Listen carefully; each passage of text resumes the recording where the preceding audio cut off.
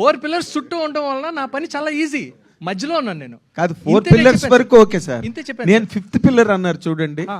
అంతే కదా సార్. అంటే ఇందులో జరిగింది ఏంటంటే 4 పిల్లర్స్ తర్వాత 5th పిల్లర్ని ఎక్కడ పెట్టమంటారు సార్? మీరు అక్కడ పెడతారు, నేను అక్కడ ఉన్నట్టు. సరే, అంటే ఇప్పుడు మీరు డైరెక్టర్ గా మిమ్మల్ని డైరెక్టర్ గా పెట్టుకుని ఇంత జగపతి బాబు గారు లాంటి హీరో ఆయన ఒకంతకి స్క్రిప్ట్ ని ఓకే చేసే రకం కాదు. And he has to be given the due share in the film. ఎంత పెద్ద హీరో ఉన్నా కూడా అలాంటి హీరోని పెట్టుకుని మీరు చేస్తున్నప్పుడు ఎవరేం చెప్తే అది వినిసారండి? మీ స్పెషల్ అప్లికేషన్ ఏం లేదా దానిలో? ఎవరేం చెప్పడం కాదు, ఆయన కథ జగపతి బాబు గారిది కదా, ఆయన చెప్పాడు కదా, కథ ఇద్దరం కలిసి చేసామని చెప్పారు కదా.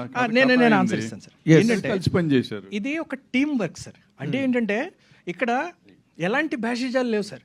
ఒక డైరెక్టర్గా నేను ఒక అసిస్టెంట్ డైరెక్టర్ లాగా ఇంకోలాగా కూడా పనిచేశాను సార్.